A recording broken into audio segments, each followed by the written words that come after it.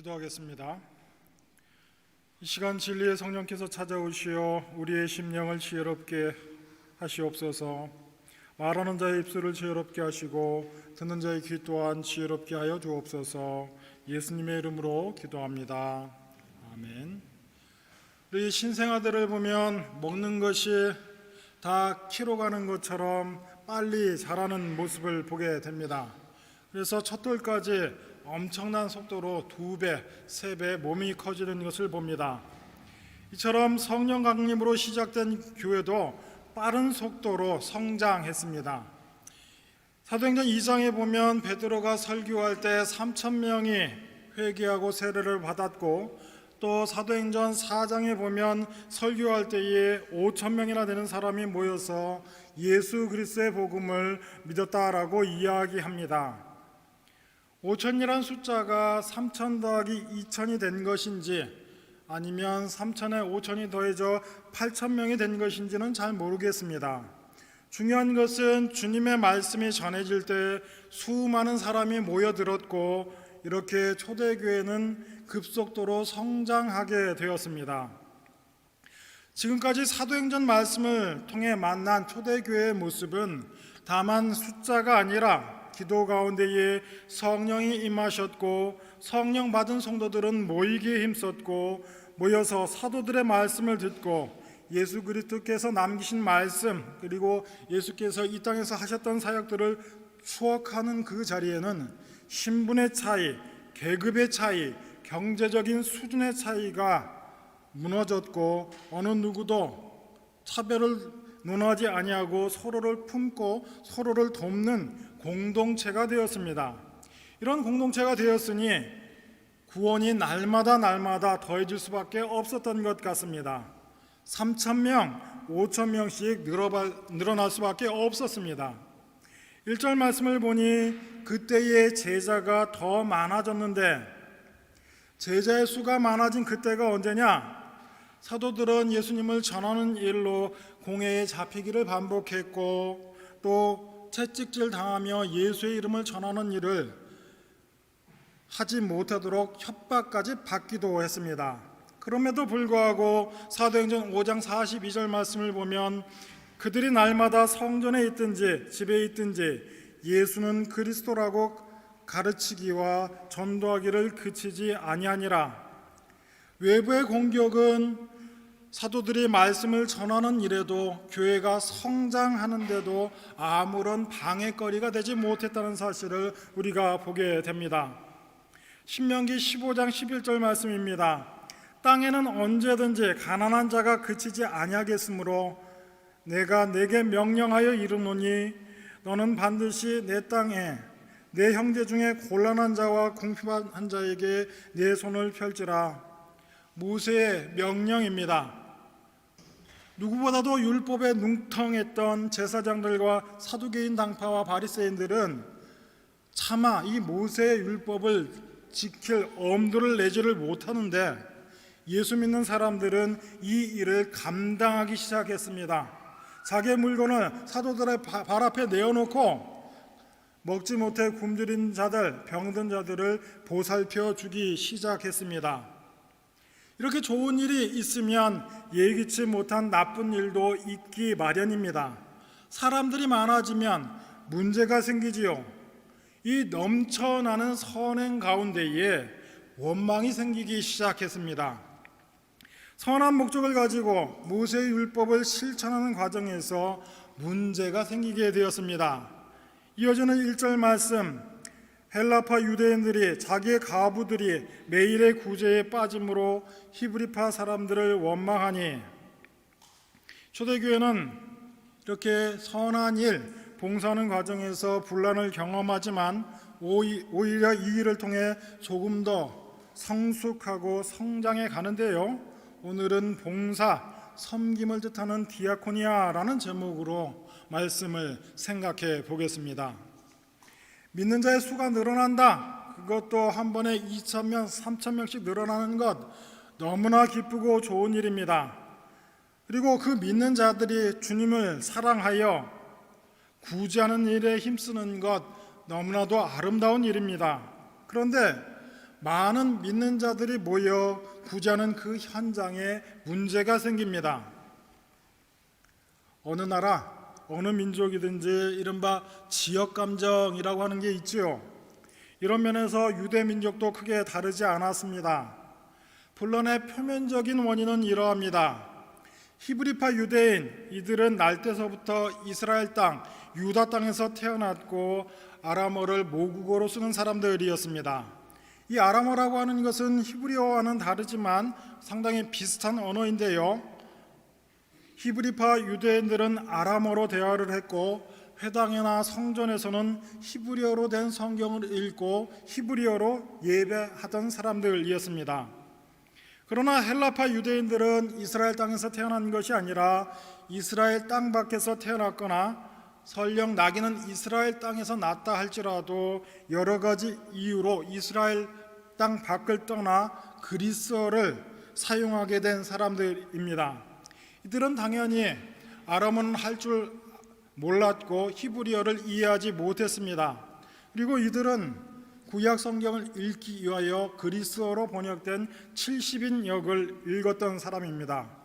그래서 히브리파, 헬라파 유대인은 겉모습은 같은 유대인이었지만 의사소통이 원활하지 못했고 문화적으로는 서로가 이해하기 힘든 관계였습니다. 더욱이 히브리파 유대인들에게는 모종의 우월감이 있었습니다.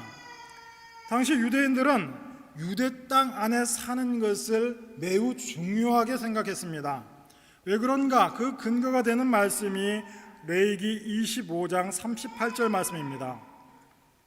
나는 너희의 하나님이 되며 또 가나안 땅을 너희에게 주려고 애굽 땅에서 너희를 인도하여 낸 너희의 하나님 여호와이니라. 여기서 나는 너희의 하나님이 된다라는 말과 가나안 땅을 너희에게 주었다라는 말을 근거로 해서 유대인들이 갖는 믿음이 하나 있었는데요. 하나님의 사람이라고 한다면 반드시 이스라엘 땅에 살아야 한다. 비록 가나안 땅 사람 대부분이 이방 종교를 숭배하는 사람이라 할지라도 이스라엘 땅에 사는 것을 매우 중요하게 생각했습니다. 반대로 이스라엘 땅 밖에서 사는 사람들이 모여 신앙 공동체를 이루고 회당에서 아무리 신앙생활을 열심히 해도 이스라엘 땅을 벗어났다는 것 자체를 바람직하지 않다, 옳지 않다라고 생각했습니다. 이스라엘 땅에 사는 유대인이라면 누구라도 하나님의 사람이라고 여겨질 것이지만 이스라엘 땅 밖에 산다면 누구라도 또 그 신앙이 어떠하더라도 하나님의 사람이라는 인정을 받을 수 없다라는 모종의 유대인들의 믿음이 있었습니다. 그리고 몇몇 랍비들은 그렇게 가르치기도 했습니다. 그리고 실제로도 성경에서 땅을 중요하게 생각했고 그 땅은 대대로 하나님께서 그들 조상에게 주신 땅이기 때문에 땅을 소중히 여겨야 한다라고 말했습니다. 하지만 하나님께서 주신 땅이니 그 땅 가운데에 살며 하나님의 뜻을 따라 기도하며 바르게 살라라는 말이지 그 땅에 집착하라는 말이 아니었는데 적지 않은, 아니 거의 모든 히브리파 유대인들은 그 땅에 집착하며 내가 이스라엘 땅에서 태어났다라는 사실만으로, 그리고 내가 히브리어로 성경을 읽고 히브리어로 예배를 드릴 수 있다라는 사실만으로 은연중에 헬라파 유대인들을 괄시했던 것입니다. 히브리파 유대인의 우월감과 헬라파 유대인들과 사이의 문화와 언어적인 차이 때문에 의사소통은 물론이거니와 문화적인 차이에서 오는 어려움이 분명히 있었을 것입니다. 언어가 다르고 문화가 다른 사람들이 모이다 보니 서로 비슷한 사람들끼리 끼리끼리 모여 자신의 처지를 한탄하며 각자의 불만을 차곡차곡 쌓아갔을 것입니다. 오해했던 일을 서로 공유하며 감정을 쌓아가다가 어느 한순간에 이르러 이 문제가 펑 하고 터지게 되었습니다. 이것이 바로 초대교회 가부들의 구제에 관한 문제였습니다. 이스라엘 땅에 아무래도 히브리어를 쓰는 히브리파 유대인들이 더 많았을 것이고 당연히 초대교회 구성원들 가운데에 히브리파 유대인들이 더 많을 수밖에 없었습니다. 더 나아가 예수님의 직계 제자들 역시 모두가 아람어를 사용하는 히브리파 유대인이었습니다. 미루어 짐작컨대 의도적인 차별이었다라기보다는 여기서 구제용품을 나눠준다, 저기서 구제물품을 나누어준다라는 이 이야기들을 헬라파 유대인들이 제대로 전해 듣지 못했기 때문에 어쩔 수 없이 생긴 일이 아닐까라고 짐작만 해볼 뿐입니다. 이유야 어떠하든 이러한 원망에 직면한 사도들의 반응이 2절 말씀입니다. 12사도가 모든 제자들을 불러 이르되 우리가 하나님의 말씀을 제쳐놓고 접대를 일삼는 것이 마땅하지 아니하니, 마땅하지 않다라는 말이 사도들이 하는 일이 틀렸다, 잘못됐다라는 말이 아닙니다. 필요한 일이긴 하지만 사도들 자신이 감당할 수 없는 일이라고 당면한 문제 앞에서 자신들의 한계를 재빠르게 인정합니다. 그리고 사도들이 제안합니다. 3절과 4절 말씀을 보면 우리는 기도하는 일과 말씀 전하는 일에 전념하고 싶어요 라고 하면서 초대교회 집사를 임명할 계획을 세웁니다. 그런데 눈에 띄는 이것은 집사를 안수하여 임명하는 일은 우리 사도들이 감당하겠으나 뽑는 일은 성도가 성도를 제일 잘 아는 법이니 여러분들이 사람을 뽑아 오세요. 다만 조건이 있는데 성령과 지혜가 충만하여 칭찬받는 사람이어야 합니다. 당연히 성령 충만해야 할 것입니다. 그리고 살림을 잘 살려면 지혜로워야 합니다. 그런데 사도들이 하는 말을 잘 살펴보십시오. 내적인 조건으로 성령이 충만하고 지혜로운 것은 당연한 기본값이랍니다. 성령과 성령께서 베푸시는 지혜로 사람들에게 칭찬받는 사람들을 뽑아오라고 이야기합니다. 내적인 성령 충만과 지혜가 외적인 조건으로 자리 잡고 있는 사람들, 언행 심사의 열매를 맺은 사람들을 찾아오라고 요구합니다. 그리고 몇 명을 찾아오라고 이야기합니까? 바로 7명입니다. 실제로 하나, 둘, 셋, 넷, 다섯, 여섯, 7명이 선출되기도 했지만 7명은 선출한 데는 의도가 있습니다. 12에 대비되는 다른 7은 사도들과 역할을 달리하는 직분으로 완전한 7명, 바로 집사 제도의 탄생을 알리는 겁니다. 그런데 우리 한국교회에서 집사라는 호칭은 어떤 역할이라기보다는 호칭에 머무는 경우가 적지 않습니다. 그리고 우리는 은연중에 교회 직분을 서열로 생각하는 경우가 있는데 성경은 교회 직분은 섬기기 위한 역할이요 기능이지 서열이라고 말하는 데가 아무 데도 없습니다. 집사라는 말을 가리키는 디아코니아는 신약 성경에 29번 나오는데 이 말이 집사라고 번역된 곳은 오늘 본문뿐입니다. 나머지는 하인, 일꾼, 사환, 섬기는 자 등등으로 번역이 됩니다. 집사의 역할을 뜻하는 디아코니와 누군가를 섬기는 것을 뜻하며 동시에 우리 기독교인의 선택사항이 아니라 의무사항이라고 이야기하고 있습니다. 종이로 된 성경책을 가지고 계신 분들은 오늘 본문 가운데에 각주를 확인하실 수 있으실 텐데요. 집사를 세우게 된 동기가 1절에 나옵니다. 매일의 구제에 빠짐으로 라는 말이 나오는데 구제에 각주가 달려있는데 이 각주를 보시면 헬라어로 봉사라고 되어져 있습니다. 우리말 성경에 구제로 번역된 말은 그리스어에서 디아코니아인데 봉사라고 직역을 하면 의미가 전달되지 않을 것 같아 구제라고 번역을 하고 각주 처리를 한 것입니다.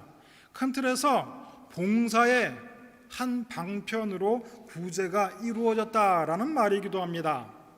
동시에 1절 사도들이 하인처럼 봉사하고 섬겼음에도 불구하고 필요를 보지 못하는 실수를 하게 되었다라고 전하고 있습니다. 그래서 사도들은 자신들의 한계를 재빨리 인정하고요, 하나님의 말씀을 제쳐놓고 접대를 일삼는 것은 옳지 않다라고 이야기하는데, 이 접대라는 말에도 각주가 달려져 있는데 각주를 보면 재정출납이라고 되어져 있습니다. 사도들이 하나님의 말씀을 제쳐놓고 금전출납을 하며 백성들을 섬기는 것은 마땅치 않다라고 인정을 합니다. 그리고 4절 말씀에 나오는 이 말씀의 사역에도 각주가 달려 있는데, 아래를 보시면 말씀의 봉사라고 되어져 있습니다. 구제하는 일이나 접대하는 일이나 말씀을 전하는 일이나 모두 같은 디아코니아, 봉사라는 점을 오늘 본문이 드러내고 있습니다. 제가 이 앞에 서서 여러분 앞에 말씀을 전하는 일이나 교회에 일찍 오셔서 커피를 내리고 또 잔을 갖다 놓고 의자를 정리하는 이 모든 일이 주님 보시기에는 같은 크기의 봉사, 섬김이라고 말하고 있는 것입니다. 누구라도 기쁜 마음으로 몸의 섬김, 봉사를 통해서 봉사를 한다면 그것 하나님께서 기뻐 받으시는 섬김이 될 것이고, 때로 저처럼 토요일 날 저녁에 빈둥빈둥 노는 게 내 평생의 소원이다 하면서 말씀 준비한다면 하나님께서 그렇게 기뻐 보지 않는 섬김이라고 생각되어집니다. 하나님은 말씀을 전하는 섬김이나 교회 빗자루질하는 섬김이나 같은 크기다. 누가 예수의 마음으로 교회를 위해, 주님의 몸된 교회를 위해 성도들을 섬겼느냐가 섬김, 디아코니의 핵심이지 일에는 귀천이 없다. 무슨 일이든지 주의 이름으로 하는 그 봉사가 참된 봉사요, 주님 기뻐하시는 봉사라고 이야기하고 있습니다. 우리말 성경에는 잘 드러나지 않지만 교회의 여러 직분이 봉사하기 위한 존재라는 점을 강조합니다. 집사, 장로, 목사가 결코 서열을 나타내는 말이 아니라 봉사에 서로 다른 역할을 의미한다는 점입니다. 사람마다 역할이 다를 뿐이지 역할에 우열이 있을 수가 없습니다. 어떤 장로님 한 분이 죽어 천국에 다다랐는데, 천국에 가보니 평생 교회를 위해 섬기던 권사님들, 집사님들이 만찬장에서 아주 근사한 음식을 먹으며 이게 천사들의 대접을 받고 있더랍니다. 아무리 배가 고파도 밥을 줄 생각을 안 하던 차에 이 장로님도 이 음식을 하나 얻게 됐는데, 자리에 앉히더니만 이 가브리엘 천사가 짜장면 한 그릇하고 단무지 띡 놓고 가더랍니다. 이 마음이 상했지만 이렇게 짜장면을 비비고 있는데 불현듯 생각이 나서 우리 원로 목사님은 어떻게 되셨습니까? 라고 물었더니 이 가브리엘 천사 말이 걔는 배달 나갔다.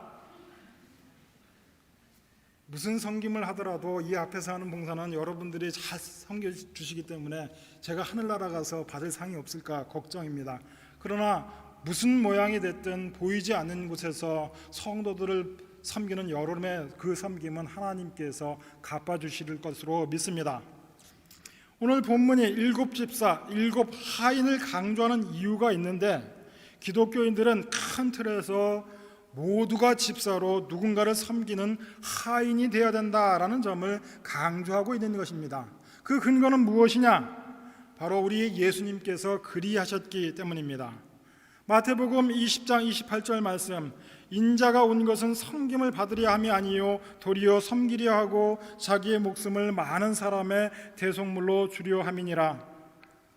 예수님께서 또 역시 이 땅에 섬김을 받으러 온 것이 아니라 섬기러 오셨기 때문에 우리 한 사람 한 사람이 누군가의 섬김이가 되고 집사가 되어 봉사하는 것이 마땅하다. 우리가 섬김의 자세가 되어 있지 않고 섬김 받으려고만 하면 우리 주님과의 인격적인 관계가 깊어질 수 없다라는 이야기입니다. 이어지는 5절과 6절 말씀입니다. 온 무리가 이 말을 기뻐하여 믿음과 성령이 충만한 사람 스데반과 또 빌립과 브로고로와 니가노르와 디몬과 바메나와 유대교에 입교했던 안디옥 사람 니골라를 택하여 사도들 앞에 세우니 사도들이 기도하고 그들에게 안수하니라. 여러분, 여기에 7명의 사람의 이름이 거론되고 있는데 이 7명의 이름 가운데에 구약 성경에서 겹치는 이름을 혹시 여러분 찾아볼 수 있으시겠습니까? 이 7명 전원이 헬라식 이름을 가지고 있습니다. 우리 외국에서 생활하면 아이를 낳을 때 혹시 외국 사람이, 독일 사람이 우리 아이 이름 잘 발음할 수 있을까를 염두하고 아이의 이름을 짓게 되고요. 성인이 되어서 이 독일에 오셔서 직장 생활을 하시는 분들은 자기 이름 외에 경우에 따라서는 데이빗이 됐든 요셉이 됐든 별도의 남이 부르기 쉬운 이름 하나씩 갖는 게 보통의 일입니다. 오늘 이 7명의 사람들의 이름을 보면 여기에 히브리파 유대인이 단 한 명도 포함되어져 있지 않습니다.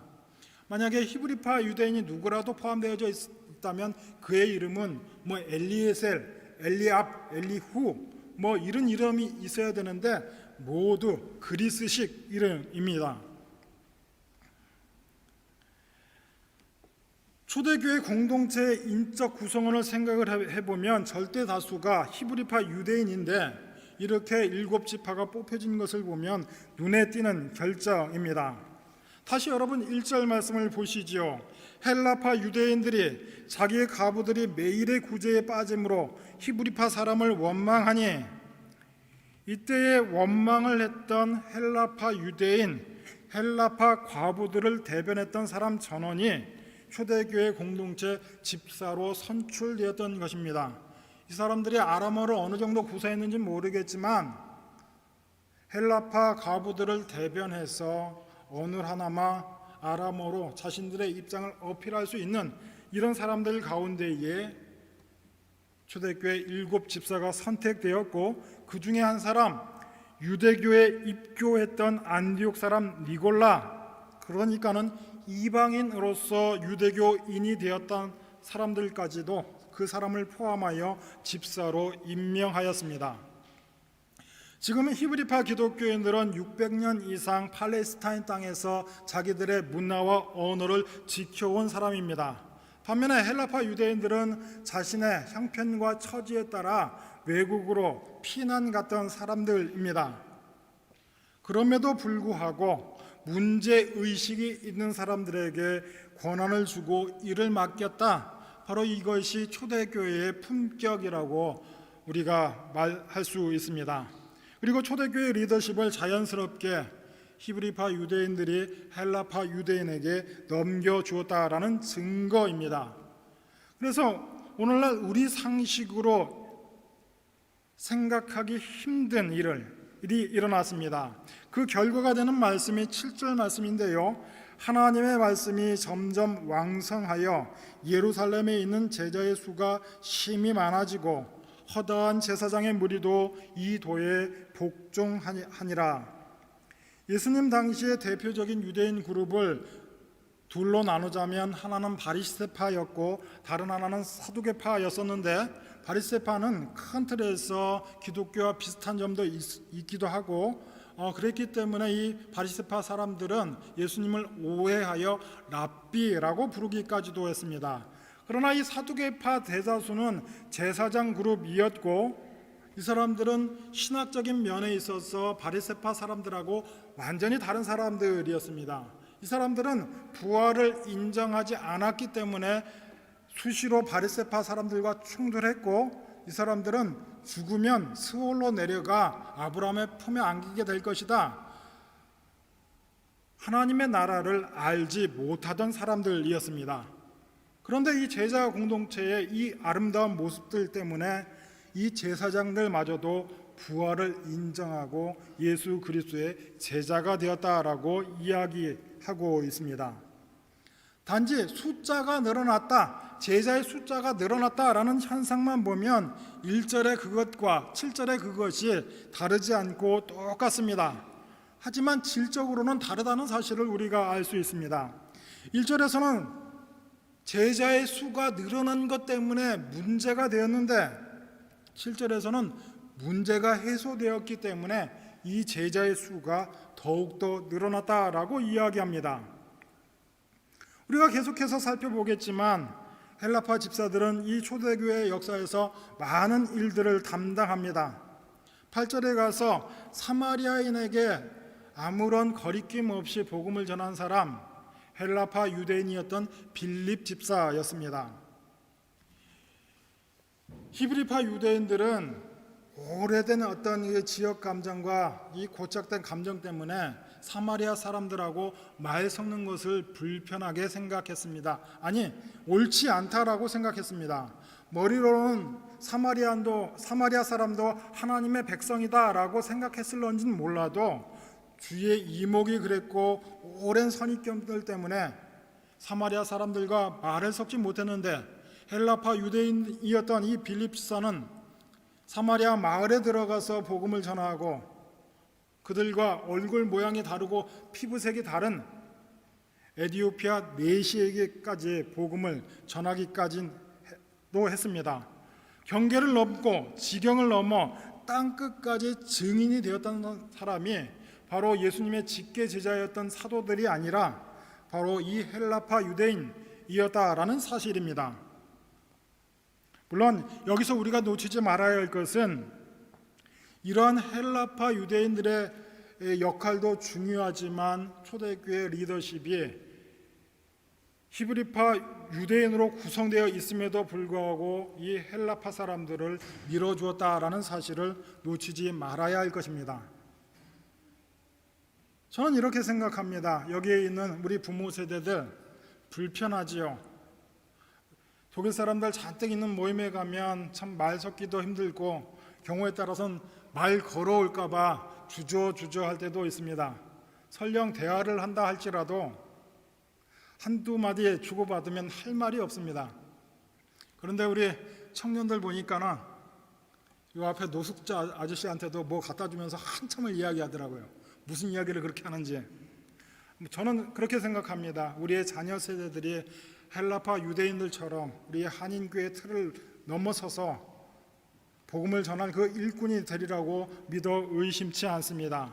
바로 이 다음 세대 그들에게 리더십을 넘겨주고 그들의 의견을 존중하는 것이 어쩌면 이 자리에 있는 한인교회 우리 앞선 세대의 몫이 아닌가 생각해 보게 됩니다.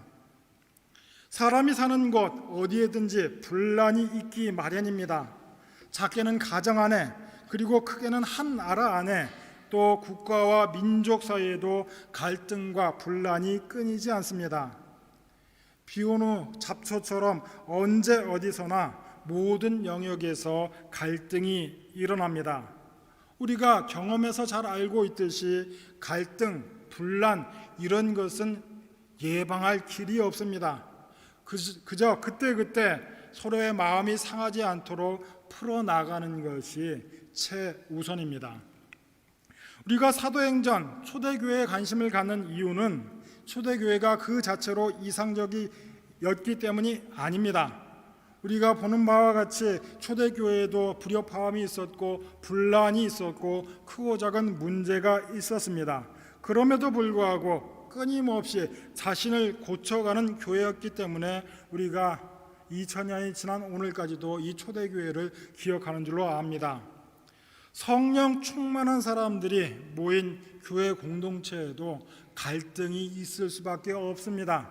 똑같이 주님을 위해 헌신하고 주님의 몸된 교회를 사랑하고 섬기는 그 마음은 같지만 방법과 지내온 인생과 경험이 다르기 때문에 우리는 끊임없이 갈등하고 분란할 수밖에 없습니다.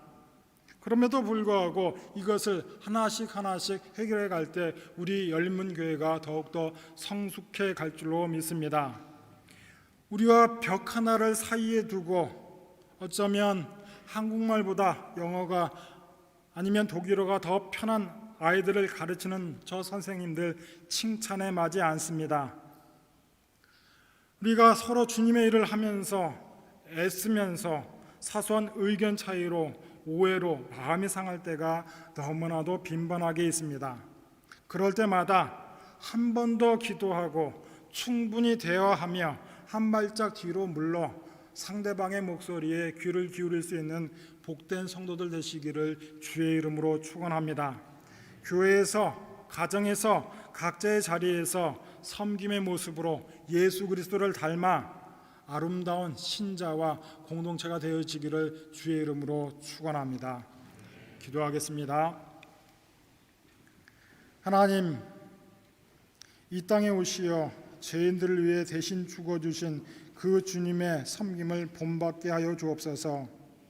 섬기는 삶을 기쁨으로 감당하는 우리 모두가 되어지게 하여 주옵소서. 성령과 지혜가 충만할 뿐만 아니라 교회와 세상 가운데에서 칭찬받는 신자들 되어지게 하옵소서. 예수님의 이름으로 기도합니다.